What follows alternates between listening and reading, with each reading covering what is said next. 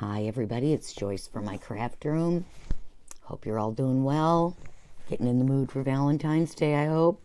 We've got a fun little kit to share with you today that I think will help you out if you need a little inspiration for all your sweethearts. We also have a coupon, so I'm going to flip this camera down so you can see what's going on. First of all, thanks to Kate, all her hard work once again, and thanks to all of you for stopping by.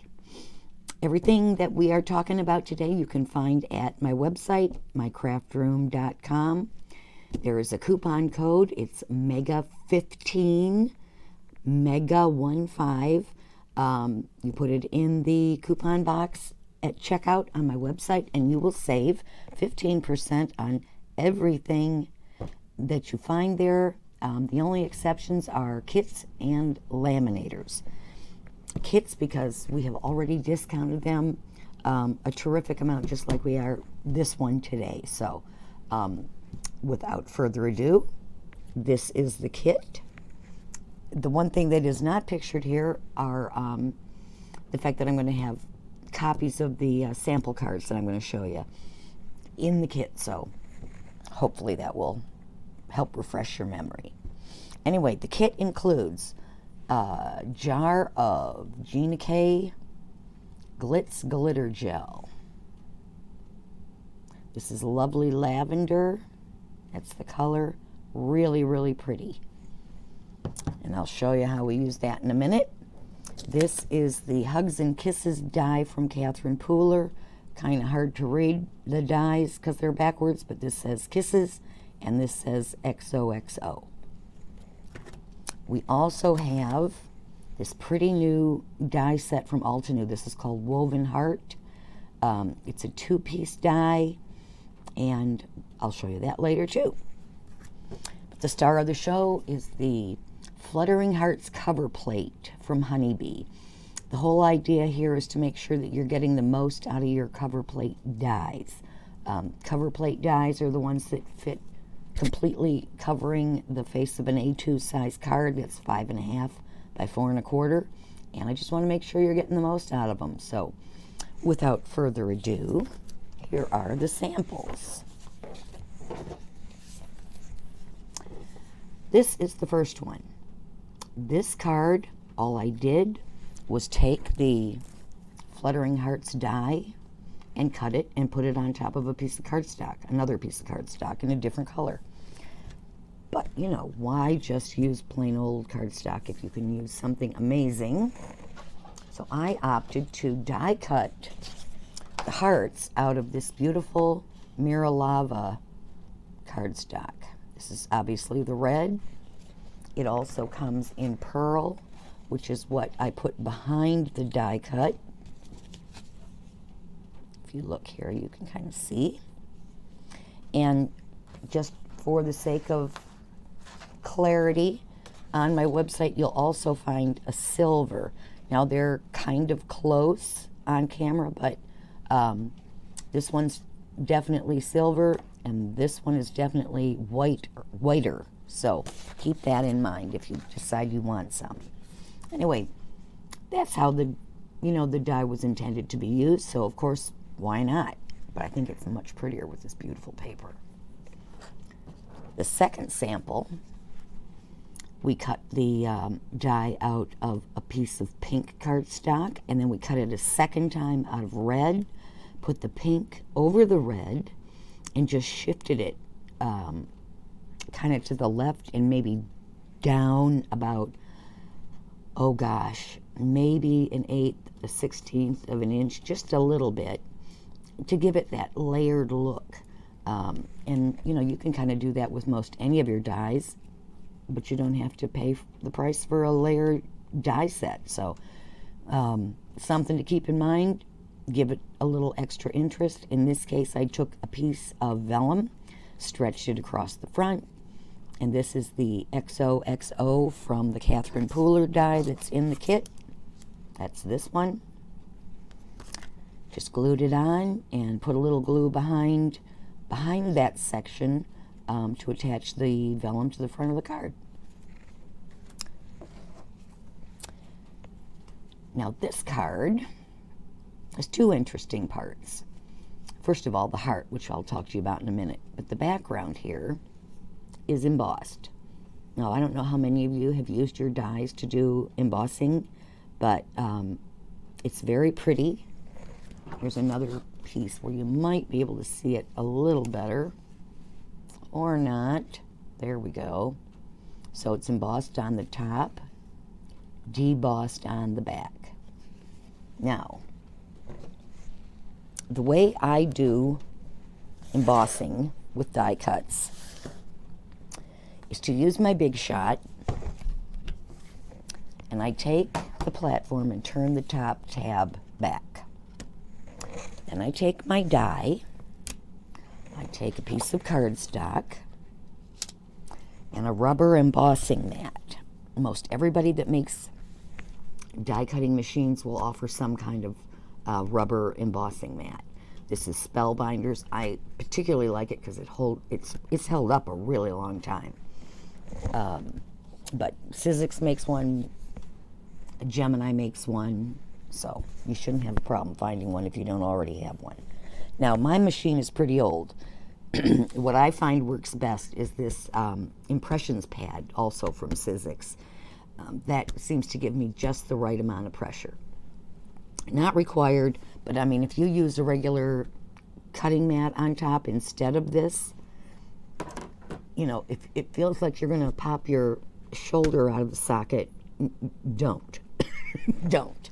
I mean, it should be tight, but it shouldn't be tearing you limb from limb to get it through your machine. So whether it just means lots of cardstock is the shim you need or whatever, but don't feel like you have to kill yourself getting it through.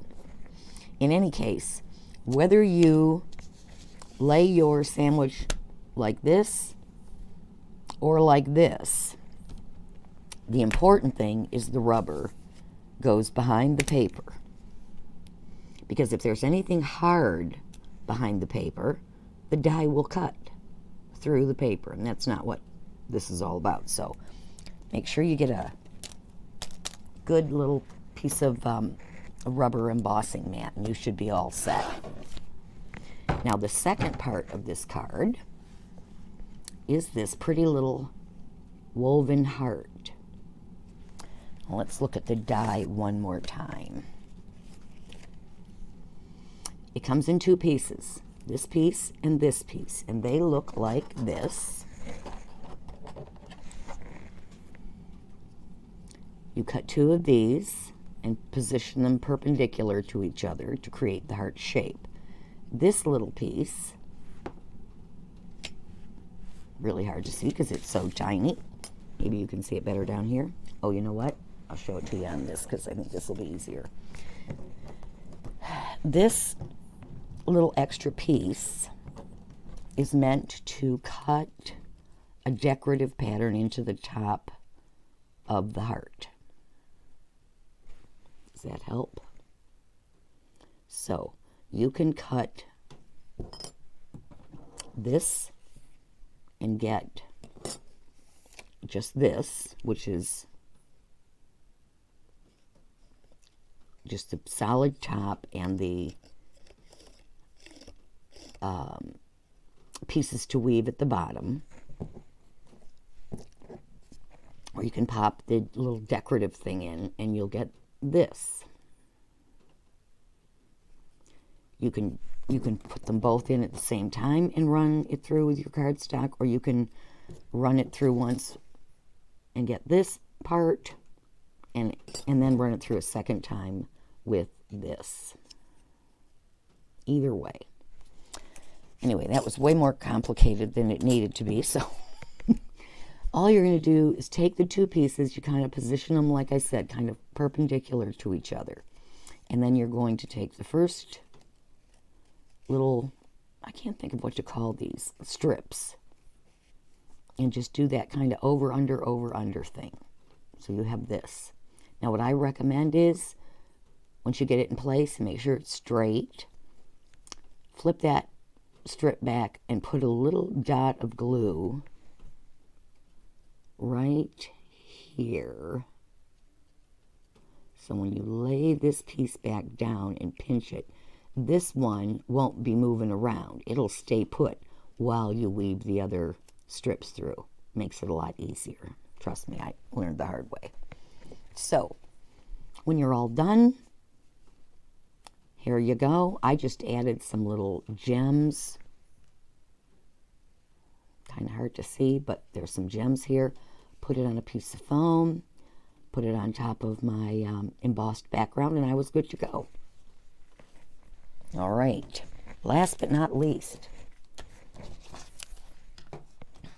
using your cover plate as a stencil. So, oh, I lost my cover plate, but I've already cut it. Here's what I did. I cut the die out of just some old scrap. Okay? So I am going to take, in fact, see if I got something I can put underneath it so I don't get paste everywhere. And take my piece of cardstock, and then I'm going to take my Pixie Spray. Pixie Spray, repositionable adhesive light tack. It's made for adhering stencils. So I am just going to hold this over my little garbage box. Give it a little spray. Kind of flap it in the breeze for a second until it's mostly tacky. And then line it up with my cardstock and lay it down. Okay. Then we're going to take our beautiful, lovely lavender Glitz Glitter Gel. And if you have any of this and you ever open up the jar and find that it looks like the glitter is sunk to the bottom, just give it a stir like this. That's all it needs. It's just the glitter kind of coming, separate from the, separating from the gel. All right, so I'm just going to pick up a little bit on the bottom of my craft knife and spread it through just like I would if this was a regular stencil. Now this is a one and done stencil, okay? You're going to use this one time and then it's going in the garbage. So if you want something that'll hold up a little longer, try cutting it out of acetate or, packaging something a little more durable, because that's not really going to happen with cardstock. So you're just going to spread it around, make sure you've got all the open areas covered. And then I like to take my stencil pal, this guy, put it in your hand, the curved part goes in the palm of your hand, and then this is what you're going to scrape with. Now, don't get too heavy-handed or you'll pull too much glitter off. That's what I'm usually guilty of. But it helps you get a nice even coat, and you just scrape the excess paste back in your jar like so. And then all we need to do is pull this off of our cardstock.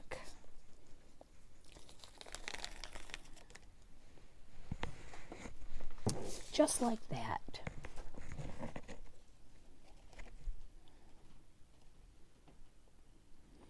I'm going to let that dry and put it on your card. And that's what I did here. I just cut that Kisses word 3 times out of black cardstock. Boom, boom, boom. Glued it on, which you want to do when you're gluing something on, or, trying to attach something to a glittered surface. Liquid is better. And there you go. So those are my 4 ideas for using your cover plate dies. I hope you enjoyed the video. I look forward to seeing you all again soon. Have a great day.